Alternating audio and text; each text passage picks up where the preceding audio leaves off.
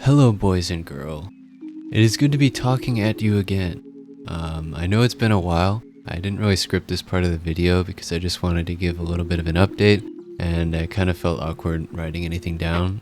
So if you want to hear about my experience since my last video, then stick around, but if not, feel free to go to the timestamp on the screen now. But yeah, I apologize for my absence. Since my last video, I underwent a month of induction chemotherapy.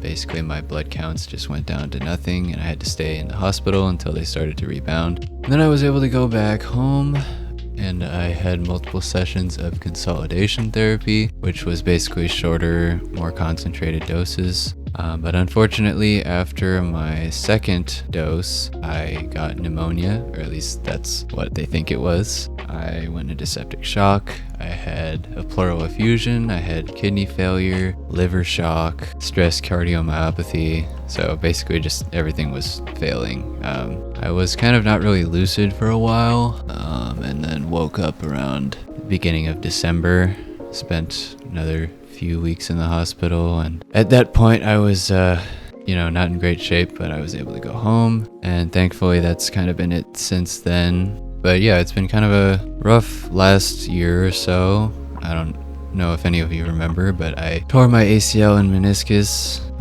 in April of last year, and as I was out of commission from that's when I got sick the first time, and I was sick for a while.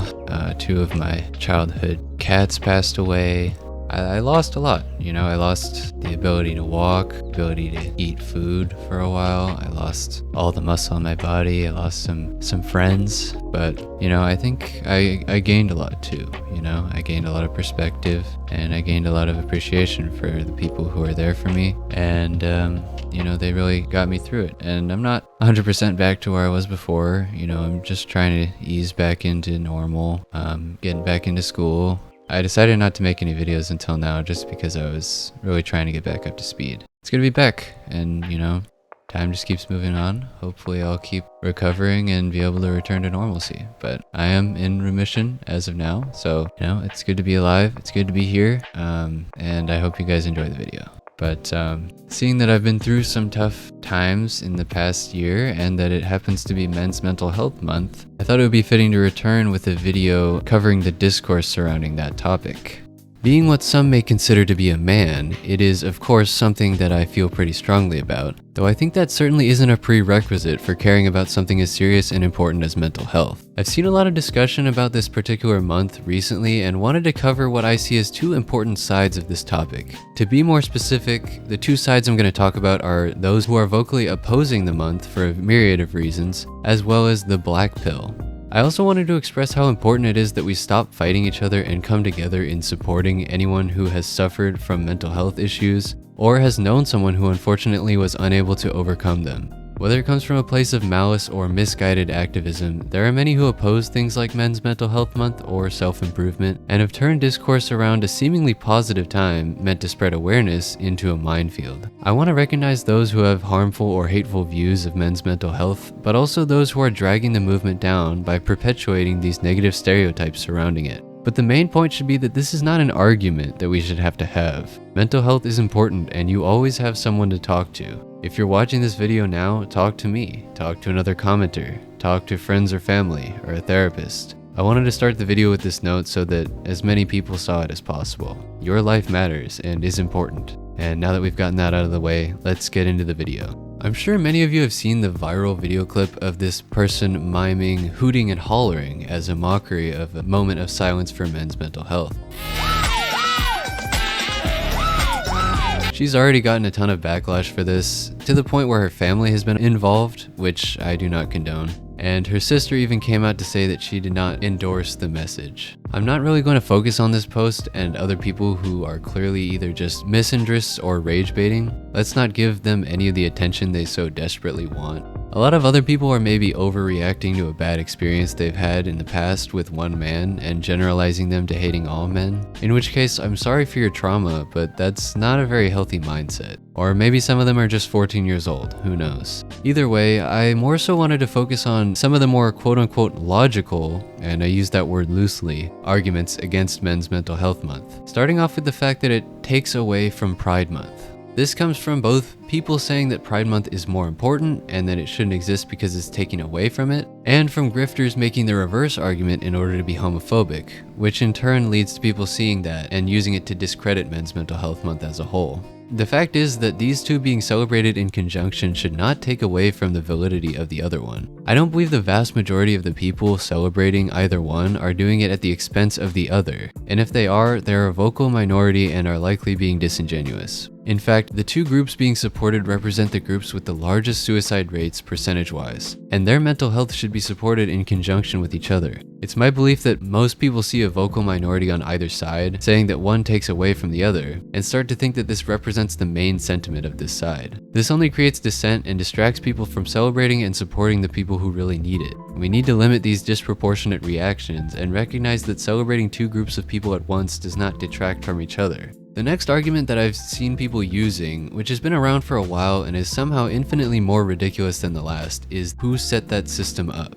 This is always used in response to someone citing the high suicide rates of men, or men working very dangerous jobs at a high rate compared to women. You know, most people commit suicide are men. Most people who work in dangerous workplaces are men. Most people who fight in war are men. And who set that system up? The argument is essentially saying that society, as well as the societal norms that dictate that men should not share their emotions or be vulnerable, was largely dictated by men at the time, and that now men are still perpetuating it and therefore should not complain about it. Now, I shouldn't have to say why it's ridiculous to claim that whatever man is struggling with his mental health or working a dangerous job, probably in their teens to 30s, that this argument was said to, did not in fact create this quote-unquote system. I think to anyone that isn't embroiled in this stupid, terminally online gender war, it is very clear that whatever system we're referring to was created and is maintained by the top 1% of rich politicians who were, yes, mainly men, but it was set up to benefit the elites and is maintained to benefit the elites and nobody else. I mean, are we operating under the assumption that all men are the same people who benefit equally from the system? Are we in 5th grade? And even a man who struggles with his mental health because it's not manly to cry or be vulnerable and share one's emotions, they were likely raised thinking that way and have never known anything else. It's a safe assumption that if anyone is alive in 2025, they had no hand in creating this system, and those falling victim to it are not to blame for the issues it causes them. Again, it's a very terminally online argument, and I don't think anyone really believes it, except for people who never go outside, but I see a shocking number of people citing it on apps like TikTok, which is definitely concerning. The last anti-men's mental health point I see a lot is if men suffer in silence, why do I always hear about it? Now, in fairness, I've seen this one being used as a joke in some contexts, but in others, I can't help but believe some people are using it as an actual own or genuine logical point. I just seen this one video of this girl being like, fuck Men's Mental Health Month because they don't suffer in silence, they suffer in violence. Why is that so true? I can't count how many times a man has beat on me. You know who suffers in silence? Women. And you want to know why you don't know that? Because it's silent. And again, I shouldn't need to say this, but those who are suffering in silence are the ones making those numbers and percentages go up.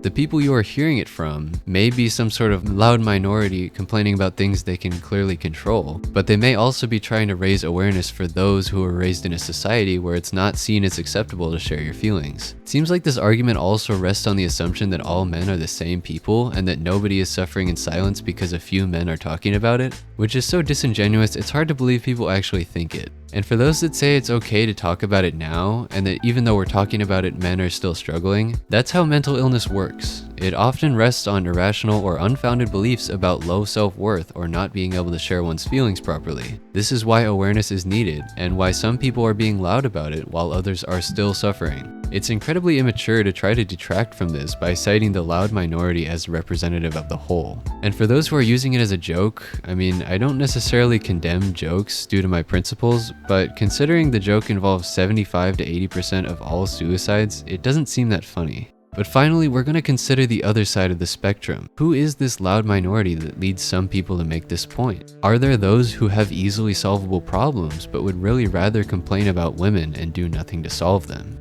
Now, to clarify, while I do believe the black pill does contribute to this perception of men actually bringing their suffering onto themselves, which is harmful to the overall discourse, I am in no way saying it justifies women bringing up terrible generalized points about why this means men don't deserve help or don't really struggle. As I've said, the black pill is just another vocal minority that people can point to as a representative of a whole, which is not accurate. I'm not trying to victim blame men here, as I'm sure the whole video up to now would make clear. But it is true that there are many people, namely men, online that will constantly refuse to do anything to improve their lives, treat women poorly, and blame it all on society and its injustices, mainly to those who suffer from the fate of being a quote-unquote sub-5. My attention was first brought to the mindset of these black pillers when I watched a video by Think Before You Sleep called It's Not That Bad. Little did I know, there was going to be a lot of angry dudes in the comments assuring him that it was, in fact, that bad. In his video, TBYS essentially goes through some points made by black pillers, and namely a YouTuber called Rehab Room, and how they are extremely shallow, blame everything on appearance, and use this as justification to never try and improve anything in their lives. Just for some added context, these are the kinds of people who obsess over physiognomy and use a bunch of made-up sounding terms to hyper-analyze facial structure in an effort to attribute all failures in their lives to genetics. There's a lot more than this, like a whole schizo lexicon, but there's just a lot of that kind of appearance-obsessed stuff. Anyway, a lot of the concerned video is about Rehab Room's coverage of 2 photographers and how their differences in approaching women to take their pictures are solely due to their appearance and the fact that one of them is white while one is not. Hello guys, sorry to bother you. I'm Z. I'm a street photographer. Oh god. Brutal, bro. Just brutal stuff, man. I mean, these females ain't even hot. Not even remotely. He seems polite, positive, smiling, asking people what makes them happy, and people still looking at him like they are in a hostage footage. It's obvious that a lot of these are taken out of context, seeing as both have had success and failures, but he also conveniently ignores the huge difference in sub counts, as well as photography quality. Also, the one he's claiming is super successful is 5'8", so you can tell if the roles were reversed, he would probably just use it to talk about how being tall gives you success in everything, which is also super common among black pillars. But moving on from that portion of the video, it's easy to see that the main point is that black pillars use appearance and genetics to explain everything in their lives and refuse to change, while acquiring a growth mindset and focusing on things you can control can be extremely beneficial to pretty much anyone. The main reason I wanted to talk about it though is because in the comments there was a ton of hate, mainly from black pillars who were claiming that the advice of you can change your life for the better if you stop obsessing over things you can't change was simply cope. Now, a lot of these comments specifically were referencing a recent breakup TBYS had gone through with his ex, saying that he was just coping. In fact, Rehab Room went on to make a video called Britney Broke Him, talking about this relationship. But for this situation, no context justifies the cope argument, because it's just more background noise they use to try and chalk up genuine advice to just wallowing about a breakup. I honestly think the opposite would be more applicable, because the most logical cope after a breakup is that you can't change anything and that appearance determines everything, because it would mean it wasn't his fault, right? Saying that you can change your life for the better by focusing on things you can control seems like the opposite of coping. But beyond that, it seems like cope is just a word that black pillars use in general. That is why you got rejected. You said sorry, bro. That is why she didn't vibe with you. Cope after cope after cope. Normies will cope by lying to you, and the lie is just that you can change anything about your life. Black pillars will destroy you with the truth.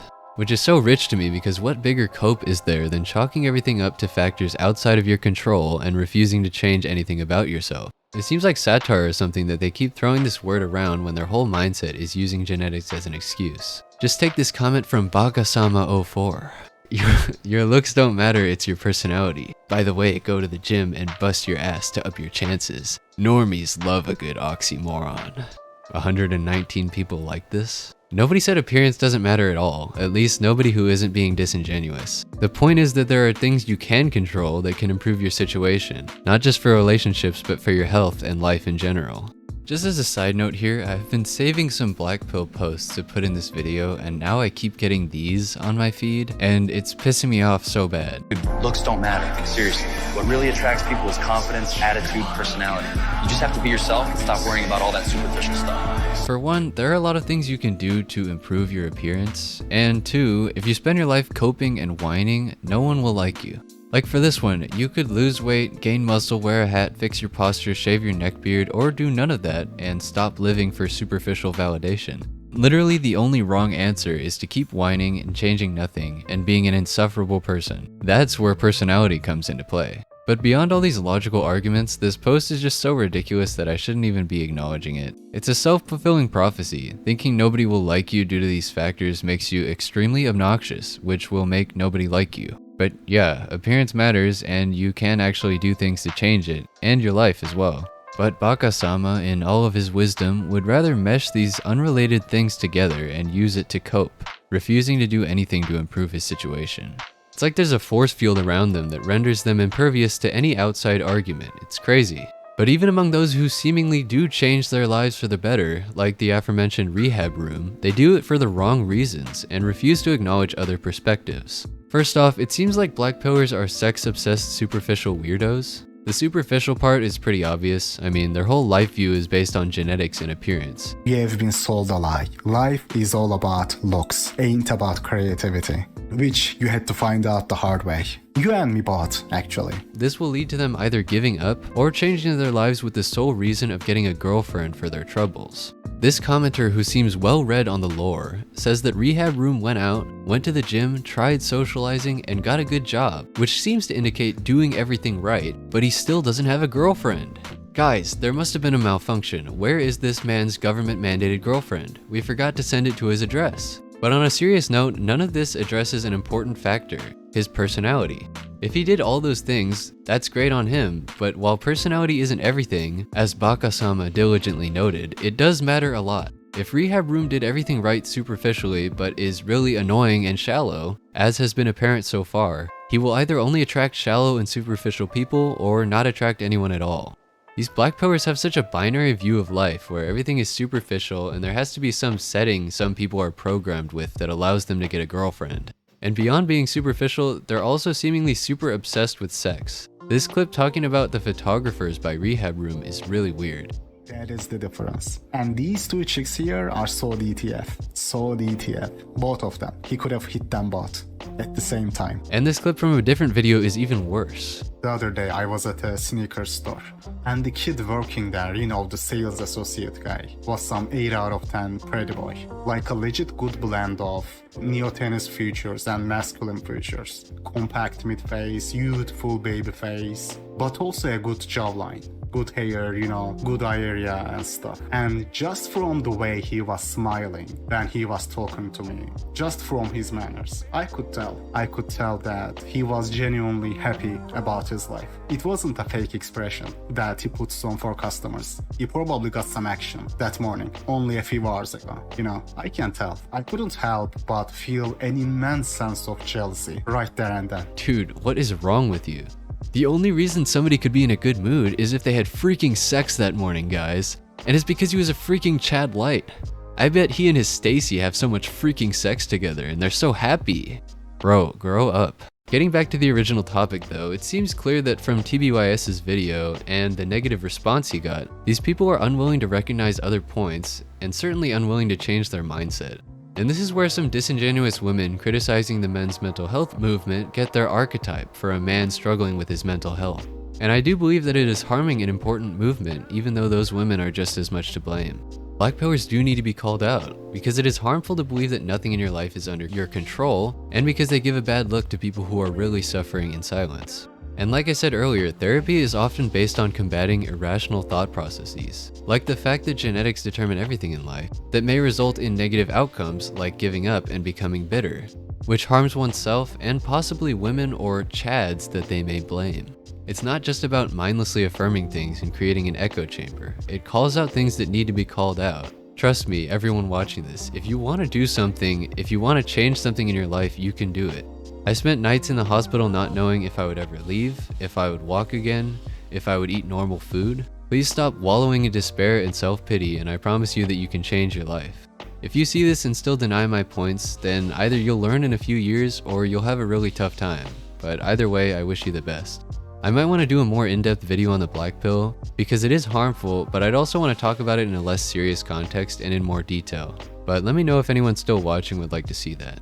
A lot of the discourse surrounding men's mental health in this video is really disingenuous and takes away from important issues that need to be talked about. As I said before, please talk to someone if you're having issues with your mental health. Due to obvious reasons, I've had some issues in recent times with my mentality, and I want nothing more to support those who are struggling. I hope everyone enjoyed the video, or at least was willing to watch it and consider all the points addressed. And hopefully we can create some positive change in the perception of mental health. It's good to be back. Let me know what you guys want to see in the future. Alright, see ya.